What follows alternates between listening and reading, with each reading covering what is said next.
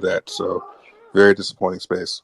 Well, we didn't have any good questions. Maybe you can lead. Why is Richard Hart lying about Pulse Chain?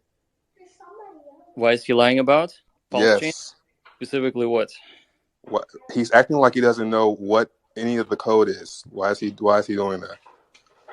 It is my personal observation that I think he is potentially have abandoned the idea to do it, just because of what I have seen on the conference the other day. He's the questions that were asked, he couldn't really come up with anything that's any sort of roadmap for Pulse Chain, which is unfortunate because I have a lot of friends that actually were eagerly waiting for this thing to launch. Why we all are. If he's lying about it, I mean, we have no idea whatever can happen to a person's personal life, or whether he's lying or not. We just do not know. What we do know is that it isn't coming anytime soon, doesn't appear to be, and it appears to be that he's not interested. Now, we can only speculate why he's not interested. Perhaps he's worried that Hex price will dump if it launches in a bear market. So that is one speculation. The other speculation could be the SEC now has both Pulse and Hex on the radar, and maybe they have advised them not to do anything until this case is settled, which is also a possibility. So things change. Did you say it's impossible for him to not know? Like when he was trying to translate the code, do you think it's impossible for him to not know what he was reading? What he was reading specifically? Like when he was going through the code, like it seemed like he didn't know what the hell he was reading or how to translate it. From my knowledge, if you don't understand something, you can't explain it. So is it impossible? I watched that and can answer that probably, if you don't mind. I won't jack. All right. Well, I think he wants me to answer it. So here's the thing: if you're a project lead for a project, you have to know what's going on, even if you do not understand the code. So the questions that were asked at the conference were not about the code. It was about, just the roadmap, and the roadmap isn't coming. And his body language and what he said told me, and this is my personal opinion, I could be wrong, it told me that he is not even talking to his developers. Maybe there are no developers. Who knows? Maybe the Ethereum 2, which is the proof of stake, is a lot more complicated and they need to start from square one.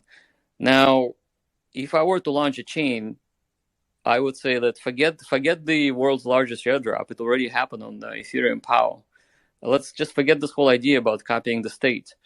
If people are worried about hacks not being on the new chain, well, you can airdrop the new hacks on the new chain just by looking at the hacks contract on Ethereum. It's actually very easy. It can be done in about 5 minutes.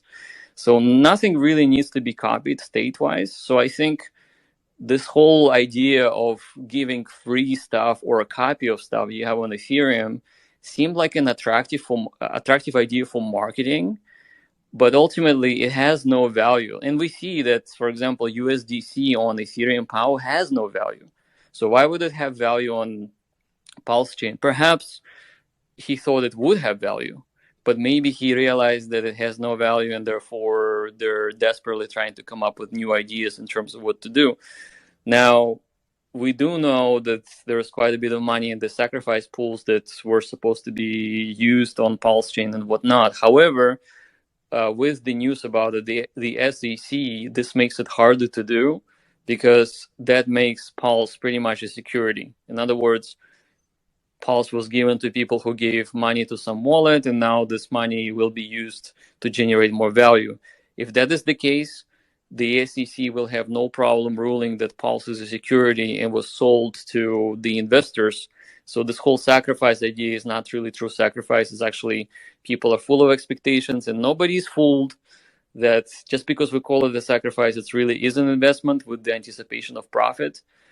If SEC has engaged with Richard and told him, hey, if you do this, we don't even have to do much and to deem it a security, so you may as well just stop everything. And so that could be the situation. So I don't think he's lying.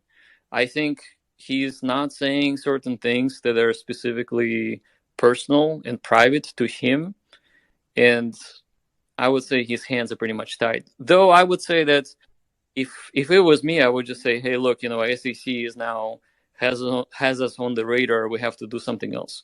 So I would have said that, but he is not saying it, which is unfortunate. But it is what it is. So it's a personal choice. Do you think a good idea would be to abandon the sacrifice, just send everybody their funds back, and then just use Hex as the gas? Would that be SEC free? That's what I would do. Nice. That's what I told him to do in the first place. But okay, I'm satisfied now. Thanks for this answer, man. Yeah, sure. I mean, if the money is still there and there are any questions on whether this money has been collected by issuing an unregistered security that you're going to go to jail for, I would just say, okay, it was wrong. We had different ideas. We were misled. Whatever the excuse might be, and I would just send everybody the sacrifice money back, so to speak, and that's it. It's